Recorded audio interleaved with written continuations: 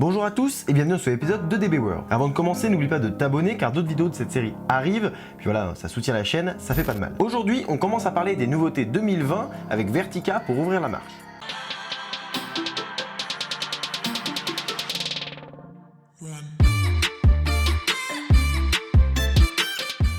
Le coaster dont je vais vous parler aujourd'hui va prendre place dans un parc méconnu. Il s'agit de la récré des Trois Curés. Alors, pour ceux qui connaissent pas, le nom est particulier. En effet, il provient d'un lieu dit où se situe le parc. Ce dernier se situe en Bretagne, région peu fournie en termes de parcs. En effet, sur le site Roller Coaster Database, donc le site qui recense tous les coasters dans le monde, il n'y a que 3 parcs avec coaster dans toute la région. Et quand je dis coaster, il faut savoir que le plus haut mesure environ 12 mètres.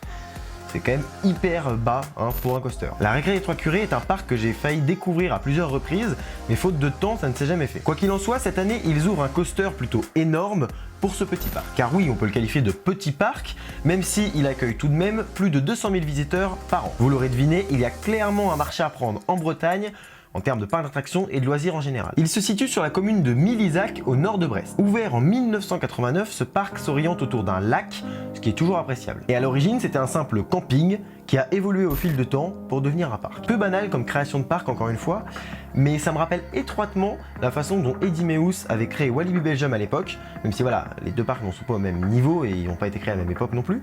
Mais en tout cas, voilà, c'est un peu ce même genre d'histoire et pour le coup, j'aime bien, je trouve que ça donne un espèce de cachet au parc. Bref, jusqu'à présent, le parc demeure très familial.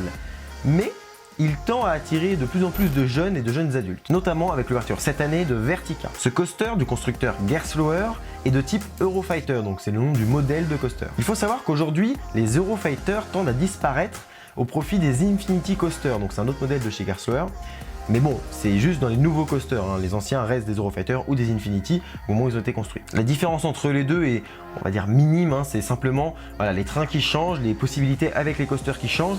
Donc si on n'a pas besoin d'un Infinity Coaster, autant prendre un Eurofighter. Mais rassurez-vous, l'Eurofighter n'en reste pas moins un excellent modèle de coaster qui a fait ses preuves et qui pour le coup correspond parfaitement avec ce que veut le parc. Revenons dans Vertica, il comportera un lift vertical typique de ce genre de coaster. Il atteindra les 27 mètres de haut, ce qui est tout à fait correct, avec une drop, donc une chute, à 91 degrés d'inclinaison, donc vous irez directement vers le sol. Il y aura également un looping avec un corkscrew, donc c'est une vrille qui passera dans le looping. Ce sont deux inversions somme toute classiques, mais qui, bon déjà, seront inédites en Bretagne, comme 90% des figures qu'on pourrait mettre sur un coaster en Bretagne, mais voilà, qui auront la petite particularité, le petit plus du côté visuel, voilà, le corkscrew qui traverse le looping, ça fait beau, une fois dedans, ça impressionne, bref, c'est parfait. La vitesse, quant à elle, sera de 80 km/h avec une longueur de parcours de 440 mètres.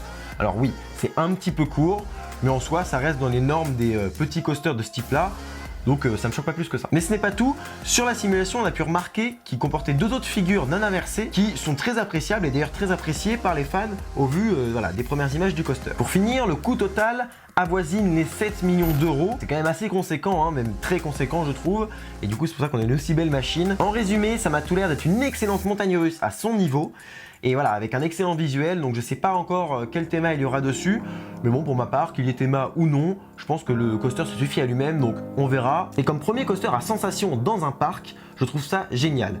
Je m'explique, il revenait quelques années en arrière, quelques dizaines d'années en arrière, le seul coaster vraiment accessible pour un petit parc qui n'avait pas une intention nationale comme Astérix ou Mirapolis, et ben c'était en fait un boomerang. Le bon vieux boomerang qui nous arrache la gueule actuellement quand on les fait, qui vieillissent très mal et qui déjà à l'époque bon était pas foufou, mais qui voilà, pour un parc ça faisait quand même 6 inversions, enfin 3 x 2 du coup il y a un aller-retour, un retour arrière justement, une vraie chute, enfin bon, c'était quand même bien. Et voilà, quand on voit maintenant ce qu'on fait pour un budget similaire, en tout cas pour un parc qui aurait pu se payer ça à l'époque, c'est génial, enfin juste on est passé d'un extrême à l'autre, là on a un coaster qui est fini, qui a un début, qui a un milieu, qui a une fin, un boomerang, ça a pas trop de sens, même déjà à un début on part tout doucement en arrière, c'est pas ouf. Les inversions, bon c'est juste des inversions, il n'y a pas de sensation réelle par rapport à la drop, les retours arrière pareil, donc ça reste intéressant ou non selon les goûts. Mais voilà, ça n'a pas l'âme d'un Eurofighter pensé spécialement pour un parc, parce que je pense que c'est un modèle unique qu'ils ont fait pour la récré des Trois Curés, et ça c'est top. C'est un petit coaster, un petit condensé, et on ne pouvait pas trouver ça des années en arrière dans un parc de cette taille-là et de cette ambition-là. Donc c'est une excellente chose. La dynamique autour des coasters en Europe et en France est en pleine ascension. Vous l'aurez forcément remarqué avec tout ce qui arrive dans les prochaines années, tous les gros coasters dans les différents parcs. Et ben, il faut savoir que les directeurs de la Récré des Trois Curés ont donc bien compris cette idée de faire des nouveaux coasters et d'attirer plus de monde par le biais des sensations. Et donc, ils comptent bien avoir leur part du gâteau. Et c'est tout à fait normal. Et c'est même d'ailleurs, je pense, le meilleur move qu'ils aient pu avoir ces dernières années. Parce que si ça marche, si leur pari est réussi, c'est carton plein, c'est nickel, c'est fini. Ils ont monopole en Bretagne. Je vous rappelle qu'il y a un marché à prendre. Ils ont monopole en Bretagne. Donc, voilà. Est-ce que ça marchera, est-ce que ça marchera pas? On verra. Mais en tout cas, c'est un pari qui est risqué, mais qui, pour le coup, peut très très bien tourner pour un parc comme la Récré des Trois Curés. Surtout quand on voit la communication géniale qui a été faite au travers des réseaux sociaux pour l'annonce de ce coaster. Chez nous, les enthousiastes, ça a été plutôt suivi, car ça a tout simplement été bien fait. Voilà, ils ont mis sur internet des photos. Donc d'abord, ils ont annoncé un coaster, après ils ont mis des morceaux du coaster en disant qu'est-ce qui arrive ensuite, etc. Pour à la fin annoncer le nom du coaster et voilà, mettre une vidéo, tout ça. Donc c'est tout simple, mais ça a été bien fait. Et je le précise car c'est pas le cas dans tous les parcs, même les gros parcs. Et donc, juste parce que ça a été fait, je tiens à le saluer. Quoi qu'il en soit, il va falloir tester cette nouveauté bretonne. J'espère en tout cas que ça aura un fort impact sur leur fréquentation, tout simplement parce que voilà, un parc comme ça le mérite, mais aussi parce que plus ils auront de fréquentation, plus ils pourront amener de nouveautés, que ce soit des coasters ou non. Mais si les coasters fonctionnent, évidemment, ils seront amenés à en refaire dans longtemps.